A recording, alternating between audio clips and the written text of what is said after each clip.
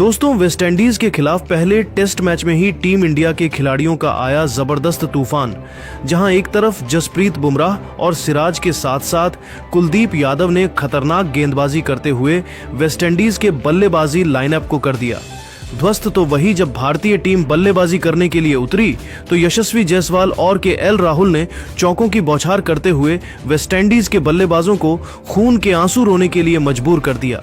जी हां दोस्तों, इस वीडियो में हम आपको भारत और वेस्टइंडीज के बीच में खेले गए पहले टेस्ट मैच के पहले दिन की रोमांचक हाइलाइट्स को दिखाएंगे।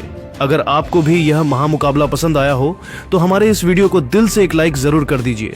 अब आपका ज्यादा समय न लेते हुए सीधे हाइलाइट्स को दिखाते हैं। मुकाबला शुरू हुआ तो वेस्टइंडीज की तरफ से बल्लेबाजी करने के लिए दो शानदार बल्लेबाज जॉन कैंपबेल के साथ टैगेनारिन चंद्रपाल की खतरनाक जोड़ी मैदान पर उतरी। दोनों बल्लेबाजों के कंधों पर वेस्टइंडीज को अच्छी शुरुआत दिलाने की जिम्मेदारी थी। वहीं दूसरी तरफ टीम इंडिया की तरफ से गेंदबाजी करने के लिए पहला ओवर लेकर आए रफ्तार के सौदागर कहे जाने वाले जसप्रीत बुमराह अपनी खतरनाक गेंदबाजी से दोनों बल्लेबाजों को खूब परेशान कर रहे थे। लेकिन चौथी गेंद टीम इंडिया के मिस फील्डिंग की वजह से बाउंड्री को पार करते हुए 4 रनों के लिए चली गई और इस तरीके से वेस्टइंडीज का खाता खुला। दूसरे ओवर में टीम इंडिया के कप्तान शुभमन गिल ने गेंदबाजी करने के लिए तेज गेंदबाज मोहम्मद सिराज को भेज दिया। उनके सामने स्ट्राइक पर मौजूद थे टैगेनारिन चंद्रपाल। सिराज की खतरनाक गेंदबाजी के सामने चंद्रपाल संभल कर बल्लेबाजी करते हुए अपना विकेट बचाने में लगे हुए थे, क्योंकि उन्हें पता था कि अगर वह सिराज के सामने कोई बड़ा शॉट खेलने का प्रयास करेंगे तो उन्हें महंगा पड़ सकता है। इसलिए उन्होंने सिर्फ और सिर्फ डिफेंस किया। खतरनाक गेंदबाजी करते हुए सिराज ने दूसरे ओवर में एक भी रन नहीं खर्च किया। तीसरे ओवर में भी टीम इंडिया के कप्तान शुभमन गिल ने जसप्रीत बुमराह के ऊपर भरोसा जताया और गेंदबाजी करने के लिए उनको भेज दिया। लेकिन इस बार जॉन कैंपबेल ने उनकी जमकर धुनाई कर दी। शानदार बल्लेबाजी करते हुए जॉन ने ओवर की तीसरी गेंद पर तगड़ा प्रहार किया। गेंद तेजी से बाउंड्री की तरफ बढ़ी जहां पर खड़े थे रविंद्र जडेजा, लेकिन वह गेंद को नहीं रोक सके और जॉन को चौका मिल गया। इसके बाद 5वीं गेंद पर जॉन ने एक और जबरदस्त चौका लगाकर जसप्रीत बुमराह के होश उड़ा दिए। बुमराह ने तीसरे ओवर में 8 रन खर्च कर दिए। 3 ओवर की समाप्ति के बाद वेस्टइंडीज का स्कोर विनर किसी विकेट के नुकसान पर 12 रन बन चुका था। चौथे ओवर में टीम इंडिया के कप्तान शुभमन ने रणनीति बनाई और फील्डिंग में बदलाव किया। साथ ही बॉलिंग अटैक पर मोहम्मद सिराज को लगाया। इस बार सिराज ने खतरनाक गेंदबाजी करते हुए चंद्रपाल को खूब चकमा दिया और उन्हें एक रन के लिए तरसा दिया। तभी तूफानी गेंदबाजी करते हुए सिराज ने ओवर की 5वीं गेंद पर चंद्रपाल को अपना शिकार बनाया और उन्हें ध्रुव जुरैल के हाथों कैच पकड़वाकर उन्हें पवेलियन का रास्ता दिखा दिया। इस तरीके से वेस्टइंडीज को तगड़ा झटका चौथे ही यह ओवर में लग गया और चंद्रपाल बिना खाता खोले ही निराश मन से वापस लौट गए। 4 ओवर के समाप्ति के बाद वेस्टइंडीज का स्कोर एक विकेट के नुकसान पर 12 रन था। टैगेनारिन चंद्रपाल का विकेट गिरने के बाद अब जॉन कैंपबेल का साथ देने के लिए मैदान पर उतरे एलिक अथांजे। वही टीम इंडिया की तरफ से 5वें ओवर में गेंदबाजी करने के लिए आए बुमराह ने शानदार गेंदबाजी का नजारा पेश करते हुए एक भी रन नहीं बनने दिया, यानी कि यह ओवर मेडन रहा। अगले ओवर में टीम इंडिया की तरफ से गेंदबाजी करने के लिए आए मोहम्मद सिराज और ओवर की दूसरी गेंद भारतीय टीम के मिस फील्डिंग की वजह से 4 रनों के लिए चली गई और वेस्टइंडीज को 4 एक्स्ट्रा रन मिल गए। इसके बाद 5वीं गेंद पर एलिक अथांजे ने तगड़ा चौका लगाकर वेस्टइंडीज के स्कोर को तेजी से आगे बढ़ने का प्रयास किया। 6 ओवर की समाप्ति के बाद वेस्टइंडीज का स्कोर एक विकेट के नुकसान पर बेशर्म था। लेकिन दोस्तों, अगले ही ओवर में जसप्रीत बुमराह ने खतरनाक गेंदबाजी करते हुए जॉन कैंपबेल को अपने जाल में फंसाया और गेंद जॉन के बल्ले से लगाकर सीधा विकेट कीपर ध्रुव जुरैल के हाथों में चली गई। इस तरीके से वेस्टइंडीज का दूसरा विकेट गिर गया। अब वेस्टइंडीज की पारी को एलिक अथांजे और ब्रैंडन किंग मिलकर संभाल रहे थे। मैदान पर उतरते ही ब्रैंडन किंग ने अगले ही ओवर में लगातार 2 जबरदस्त चौके लगाकर वेस्टइंडीज के स्कोर को रॉकेट की रफ्तार से आगे बढ़ाया। 9वें ओवर में टीम इंडिया की तरफ से गेंदबाजी करने के लिए आए जसप्रीत बुमराह, जहां पर एलिक अथांजे ने भी एक चौका जड़ दिया। ब्रैंडन किंग तेजी से रन बटोरते हुए वेस्टइंडीज के स्कोर को आगे बढ़ा रहे थे। लेकिन दोस्तों, 10वें ओवर में टीम इंडिया के कप्तान शुभमन गिल ने गेंदबाजी करने के लिए मोहम्मद सिराज को भेज दिया। हालांकि ओवर की 5वीं गेंद पर ब्रैंडन किंग ने चौका लगा दिया, लेकिन इसके बावजूद सिराज ने हिम्मत नहीं हारा और इस चौके का बदला लेते हुए ओवर के अंतिम गेंद पर ब्रैंडन किंग को क्लीन बोल्ड करके उन्हें पवेलियन का रास्ता दिखा दिया। इस तरीके से ब्रैंडन किंग के रूप में वेस्टइंडीज को तीसरा बड़ा झटका लग गया। ब्रैंडन किंग का विकेट गिरने के बाद अब एली कथांजे का साथ देने के लिए मैदान पर उतरे खुद कप्तान रोस्टन चेज। लेकिन दोस्तों, इसके बाद भी भारतीय गेंदबाजों खासकर मोहम्मद सिराज का तूफान जारी रहा और उन्होंने खतरनाक गेंदबाजी करते हुए 12वें ओवर में एली कथांजे को अपने जाल में फंसाया। एली कथांजे ने बड़ा शॉट खेलने का प्रयास किया और गेंद सीधा केएल राहुल के हाथों में चली गई। इस तरीके से सिराज ने अपने इस पारी का तीसरा विकेट झटक लिया और वेस्ट इंडीज को चौथा झटका दे दिया। अब वेस्ट इंडीज का स्कोर, वेस्टइंडीज के 4 बड़े बल्लेबाजों के पेविलियन लॉट के बाद अब परी को संभाल रहे थे साई होप और रोस्टन चेज मिलकर दोनों बल्लेबाजों के कंधों पर अपनी टीम की पूरी जिम्मेदारी आ चुकी थी। 13वें ओवर में टीम इंडिया के गेंदबाजी में बदलाव देखने को मिला और शुभमन गिल ने गेंदबाजी करने के लिए नीतीश कुमार रेड्डी को बुला लिया, जिनका स्वागत रोस्टन चेज ने तीसरी गेंद पर चौका लगाकर किया। फिर उन्होंने सिंगल लेकर स्ट्राइक साई होप को दे दिया। स्ट्राइक पर आते ही साई ने भी शानदार चौका लगाकर वेस्टइंडीज के स्कोर को 50 रनों के पार पहुंचा दिया। 16वें ओवर में टीम इंडिया की गेंदबाजी में एक बार फिर से बदलाव किया गया और इस बार शुभमन गिल ने बॉलिंग करने के लिए स्पिनर रविंद्र जडेजा को भेज दिया, जिनका स्वागत रोस्टन चेज ने ओवर की तीसरी गेंद पर चौका लगाकर किया। अगले ओवर में वेस्टइंडीज के दोनों बल्लेबाजों ने 6 रन जोड़ डाले, जिसमें साई होप ने लेग साइड की दिशा में एक तगड़ा चौका लगाया था। 18वें ओवर में टीम इंडिया की तरफ से रविंद्र जडेजा ने गेंदबाजी किया, जहां पर वेस्टइंडीज के दोनों बल्लेबाजों ने सिंगल डबल की सहायता से ही काम चलाया और 4 रन जोड़कर अपनी टीम के स्कोर को 65 रनों तक पहुंचा दिया। दोस्तों, यहां से साई होप और रोस्टन चेज दोनों बल्लेबाज पूरी तरीके से मैदान पर सेट होते हुए दिखाई दे रहे थे और दोनों बल्लेबाजों के बीच में एक साझेदारी भी पनप रही थी। इसके बाद अगले कुछ ओवरों के बीच में भी दोनों बल्लेबाजों ने समझदारी के साथ बल्लेबाजी करते हुए तेजी से रन बटोरे और अपनी टीम के स्कोर को 81 रनों तक पहुंचा दिया। 22वें ओवर में टीम इंडिया के कप्तान शुभमन गिल ने स्पिन के जादूगर कुलदीप यादव के हाथों में गेंद को थमा दिया। कुलदीप अपनी तूफानी गेंदबाजी से रोस्टन चेज को खूब चकमा दे रहे थे, लेकिन ओवर के अंतिम गेंद पर रोस्टन चेज ने चौका लगा दिया। अगले ओवर में रविंद्र जडेजा गेंदबाजी करने के लिए यहां पर वेस्टइंडीज के दोनों बल्लेबाजों ने 2 रन जोड़े। 24वें ओवर में भारतीय कप्तान शुभमन ने रणनीति बनाई और फील्डिंग में बदलाव किया। साथ ही बॉलिंग अटैक पर कुलदीप यादव को लगा दिया। कुलदीप ने इस बार आते ही ओवर की दूसरी गेंद पर साई होप को क्लीन बोल्ड करके उन्हें पवेलियन का रास्ता दिखा दिया। इस तरीके से वेस्टइंडीज का 5वां विकेट गिर गया। अब वेस्टइंडीज का स्कोर 5 विकेट के नुकसान पर 89 रन था। दोस्तों, इसी के साथ पहला सेशन खत्म हुआ और लंच ब्रेक हो गया। लंच के बाद दूसरा सेशन शुरू हुआ तो वेस्ट इंडीज की तरफ से बल्लेबाजी करने के लिए नए बल्लेबाज जस्टिन ग्रीव्स मैदान पर उतरे। उनके चेहरे पर विकेट गिरने का दबाव बिल्कुल भी नहीं दिख रहा था और मैदान पर उतरते ही उन्होंने तगड़ा चौका लगाकर अपना खाता खोला। 25 ओवर की समाप्ति के बाद वेस्टइंडीज का स्कोर 5 विकेट के नुकसान पर 98 रन था। 26वें ओवर में टीम इंडिया की तरफ से एक बार फिर से विकेट की तलाश में कुलदीप यादव ने गेंदबाजी किया और उन्होंने खतरनाक गेंदबाजी करते हुए इस बार सिर्फ और सिर्फ 1 रन ही खर्च किया। 27वें ओवर में टीम इंडिया के कप्तान शुभमन गिल ने मोहम्मद सिराज के ऊपर भरोसा जताया और बॉलिंग अटैक पर होने लगाया। इस बार सिराज की खतरनाक गेंदबाजी का शिकार रोस्टन चेज बने गेंद उनके बल्ले से लगकर ध्रुव जुरैल के हाथों में चली गई। इस तरीके से वेस्टइंडीज का 6ठा विकेट गिर गया। रोस्टन चेज अपनी टीम के लिए 4 चौके की सहायता से सिर्फ 24 रन बनाकर वापस लौट गए। 27 ओवर की समाप्ति के बाद वेस्टइंडीज का स्कोर 6 विकेट के नुकसान पर 109 रन था। टीम इंडिया के गेंदबाजों ने खतरनाक गेंदबाजी करते हुए वेस्टइंडीज की टीम को पूरी तरीके से जकड़ कर रखा था। हर तीसरे चौथे ऊपर में वेस्टइंडीज के विकेट गिर रहे थे और ऐसा लग रहा था कि वेस्टइंडीज बहुत जल्द ही ऑल आउट हो जाएगी। रोस्टन चेज के पेविलियन लॉट के बाद अब जस्टिन ग्रीव्स और ख्यारी पियरे वेस्टइंडीज की पारी को संभाल रहे थे। 22वें ओवर में टीम इंडिया की तरफ से गेंदबाजी करने के लिए आए कुलदीप यादव और ओवर की पहले ही गेंद पर एग्जॉस्टन ने चौका लगा दिया। इसके बाद चौथी गेंद को उन्होंने लॉन्ग ऑफ की दिशा में धकेल दिया और चीते की रफ्तार से दौड़कर 2 रन चुरा लिए। इस तरीके से जस्टिन ग्रीव्स ने अकेले कुलदीप के इस ओवर से 6 रन जोड़ डाले और वेस्टइंडीज का स्कोर 115 रनों तक पहुंच गया। 29वें ओवर में ख्यारी पियरे ने भी एक शानदार चौका लगाया। अगले ओवर में कुलदीप ने शानदार गेंदबाजी का नजारा पेश करते हुए वेस्टइंडीज के दोनों बल्लेबाजों को खूब परेशान किया। दोस्तों, टीम इंडिया के खतरनाक के गेंदबाजी के सामने वेस्टइंडीज के बल्लेबाजों के लिए एक-एक रन बनाना काफी मुश्किल हो रहा था।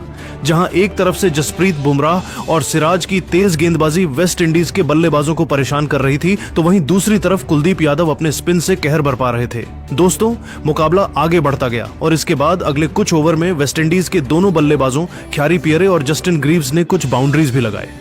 दोनों खिलाड़ियों ने कुछ समय तक वेस्ट इंडीज के पारी को संभाल लिया और समझदारी के साथ बल्लेबाजी करते हुए अपनी टीम के स्कोर को 139 रनों तक पहुंचा दिया।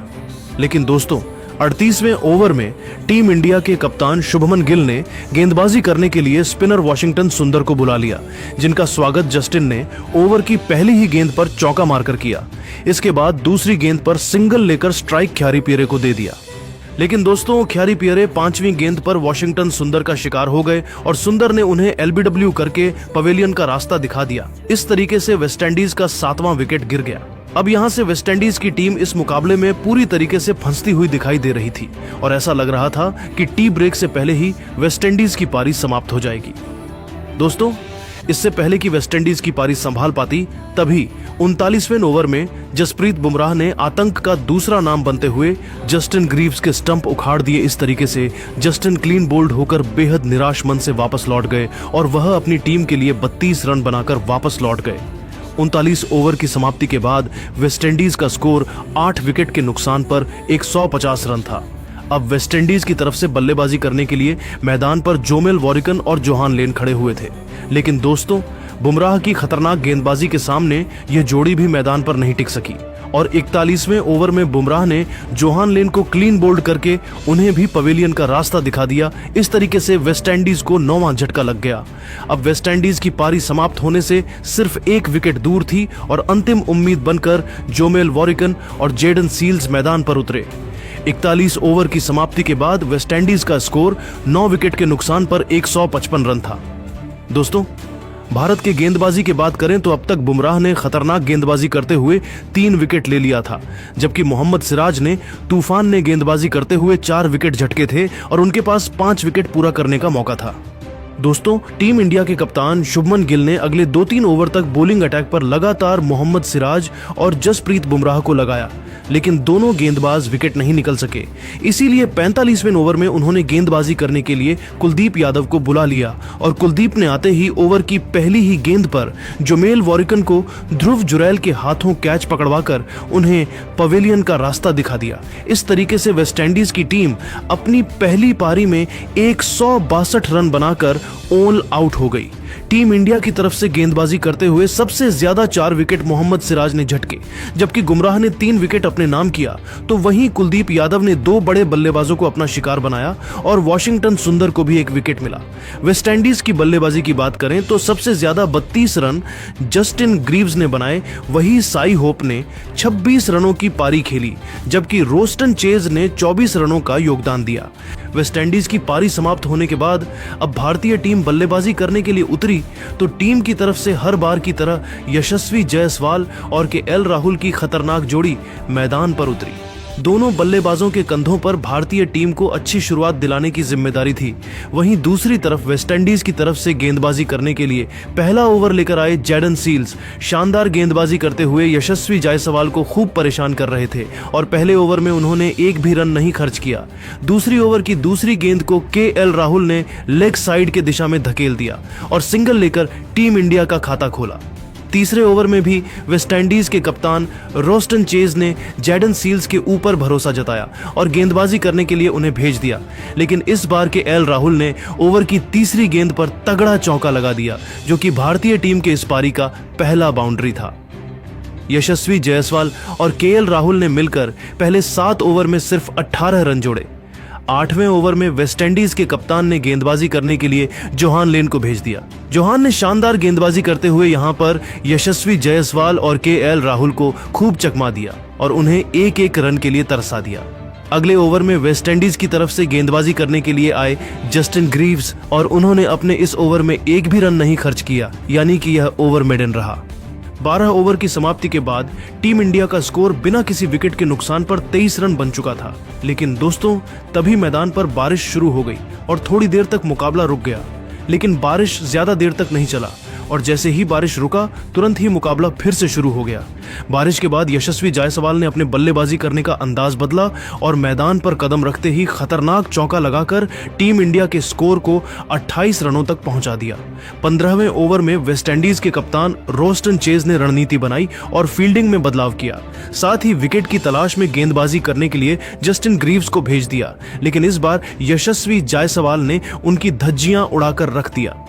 तूफानी बल्लेबाजी करते हुए जायसवाल ने ओवर की पहली गेंद पर तगड़ा प्रहार किया। गेंद बाउंड्री को पार करते हुए 4 रनों के लिए चली गई। फिर अगली गेंद को भी उन्होंने चौके में तब्दील कर दिया। इसके बाद चौथी गेंद को उन्होंने लॉन्ग ऑन की दिशा में धकेल दिया और चीते की रफ्तार से दौड़कर 2 रन चुरा लिए। फिर ओवर की अंतिम गेंद पर एक और सनसनाता हुआ चौका लगाकर टीम इंडिया के स्कोर को रॉकेट की रफ्तार से आगे बढ़ाया। यशस्वी जायसवाल ने तबाही मचाते हुए अकेले इस ओवर से 14 रन ठोक डाले और टीम इंडिया के स्कोर को 46 रनों तक पहुंचा दिया। दोस्तों, यशस्वी जायसवाल और केएल राहुल दोनों बल्लेबाज पूरी तरीके से मैदान पर सेट हो चुके थे और तेजी से रन बटोरते हुए टीम इंडिया के स्कोर को आगे बढ़ा रहे थे, जबकि दूसरी तरफ वेस्टइंडीज की टीम को विकेट की तलाश थी। 16वें ओवर में वेस्टइंडीज के कप्तान रोस्टन चेज ने रणनीति बनाई और फील्डिंग में बदलाव किया। साथ ही बॉलिंग अटैक पर जोमेल वॉरिकन को लगाया, लेकिन यशस्वी जायसवाल ने ओवर की चौथी गेंद पर चौका लगाकर वेस्टइंडीज की सारी रणनीतियों पर पानी फेर दिया। 17वें ओवर में वेस्टइंडीज की तरफ से गेंदबाजी करने के लिए सील्स आए, लेकिन इस बार केएल राहुल ने उनकी तगड़ी कुटाई कर दिया। आतंक का दूसरा नाम बनते हुए केएल राहुल ने ओवर की पहली ही गेंद पर चौका लगा दिया, फिर चौथी गेंद पर तगड़ा प्रहार किया। हालांकि यहां पर वेस्ट इंडीज के पास गेंद को रोकने का मौका था, लेकिन मिस फील्डिंग की वजह से यहां पर भी राहुल को चौक मिल गया।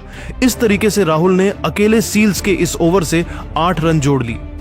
18वें ओवर में यशस्वी जायसवाल ने एक बार फिर से तूफान मचा दिया और खतरनाक बल्लेबाजी करते हुए उन्होंने लगातार 2 जबरदस्त चौके लगाकर वेस्टइंडीज के खेमे में तबाही मचा दिया। 18 ओवर की समाप्ति के बाद ही टीम इंडिया का स्कोर बिना किसी विकेट के नुकसान पर 68 रनों तक पहुंच गया था। जहां एक छोर से यशस्वी जायसवाल चौकों की बारिश करते हुए टीम इंडिया के स्कोर को तेजी से आगे बढ़ा रहे थे, तो वहीं दूसरी तरफ के केएल राहुल भी कंधे से कंधा मिलाकर उनका भरपूर साथ दे रहे थे। लेकिन दोस्तों, 19वें ओवर में जैडन सील्स ने खतरनाक गेंदबाजी करते हुए टीम इंडिया के सबसे कीमती बल्लेबाज यशस्वी जायसवाल को अपने जाल में फंसाया। गेंद जायसवाल के बल्ले से लेकर सीधा विकेटकीपर शाई होप के हाथों में चली गई। इस तरीके से जायसवाल की तूफानी पारी का अंत हुआ और वह 7 चौकों की सहायता से 36 रनों की जबरदस्त पारी खेलकर वापस लौट गए। उन्होंने अपने इस ताबड़तोड़ पारी के दम पर भारतीय टीम को अच्छी शुरुआत दिलाई और वेस्टइंडीज की टीम पर दबाव बनाया। जायसवाल का विकेट गिरने के बाद अब केएल राहुल का साथ देने के लिए मैदान पर उतरे साई सुदर्शन। दोनों बल्लेबाजों के कंधों पर टीम इंडिया की बड़ी जिम्मेदारी आ चुकी थी। राहुल और सुदर्शन दोनों खिलाड़ियों ने समझदारी से कम लिया और अगले 2-3 ओवर तक बिना कोई बड़ा शॉट खेले सिंगल डबल की सहायता से टीम इंडिया के स्कोर को आगे बढ़ाया। 21 ओवर की समाप्ति के बाद टीम इंडिया का स्कोर 1 विकेट के नुकसान पर 76 रन था। 22वें ओवर में वेस्टइंडीज की तरफ से गेंदबाजी करने के लिए आए ख्यारी पियरे यहां पर केएल राहुल ने अपने बल्लेबाजी करने का अंदाज बदला और चौथी गेंद पर सनसनाता हुआ चौका लगाकर टीम इंडिया के स्कोर को रॉकेट की रफ्तार से आगे बढ़ाने का प्रयास किया। दोस्तों, केएल राहुल और सुदर्शन ने मिलकर टीम इंडिया के स्कोर को तेजी से आगे बढ़ने का प्रयास किया, लेकिन 25वें ओवर में वेस्टइंडीज के कप्तान रोस्टन चेज ने सुदर्शन को एलबीडब्ल्यू करके उन्हें पवेलियन का रास्ता दिखा दिया और सुदर्शन भारतीय टीम के लिए सिर्फ 7 रन बनाकर बेहद निराश मन से वापस लौट गए। दोस्तों, एक छोर से टीम इंडिया के 2 विकेट गिर चुके थे, लेकिन केएल राहुल अभी भी मैदान पर डटे हुए थे और उनका साथ देने के लिए अब भारतीय कप्तान शुभमन गिल मैदान पर उतरे। दोनों बल्लेबाजों के कंधों पर भारतीय टीम की पूरी जिम्मेदारी आ चुकी थी। राहुल और शुभमन दोनों खिलाड़ियों ने समझदारी के साथ बल्लेबाजी करते हुए सिंगल डबल की सहायता से टीम इंडिया के स्कोर को 110 रनों तक पहुंचा दिया। इसी के साथ अब राहुल अपने अर्धशतक के बेहद करीब पहुंच गए थे।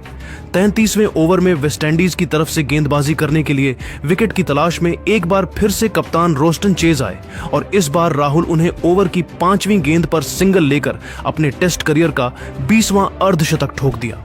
उन्होंने बल्ले को हवा में लहराकर इस मोमेंट का सेलिब्रेशन किया। मुकाबला आगे बढ़ता गया कि एल राहुल और शुभमन गिल दोनों बल्लेबाज मैदान पर डटे रहे। वेस्टइंडीज का कोई भी गेंदबाज इन दोनों खिलाड़ियों के बल्लेबाजी के सामने और विकेट नहीं निकाल पा रहा था। दोनों खिलाड़ी मजबूती के साथ मैदान पर अपना पैर जमाए हुए थे और वेस्टइंडीज के गेंदबाजों का डटकर मुकाबला कर रहे थे। दोस्तों, अब पहले दिन का खेल भी खत्म होने वाला था। शुभमन गिल और केएल राहुल ने तूफानी बल्लेबाजी करते हुए टीम इंडिया के स्कोर को 121 रनों तक पहुंचा दिया।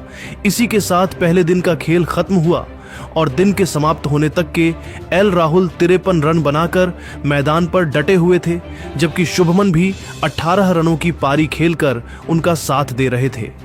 जिस तरीके से दोनों खिलाड़ी बल्लेबाजी कर रहे थे, उसे देखकर तो यही लग रहा था कि भारतीय टीम अपनी पहली पारी में ही 400 से 450 रनों का पहाड़ जैसा स्कोर खड़ी कर सकती है। लेकिन दोस्तों, आप सभी को क्या लगता है, भारत और वेस्टइंडीज के बीच खेले जा रहे हैं इस पहले टेस्ट मुकाबले को कौन सी टीम जीतेगी? नीचे कमेंट करके बताइए और ऐसी रोमांचक हाइलाइट्स के लिए हमारे चैनल को जरूर सब्सक्राइब कीजिए। धन्यवाद।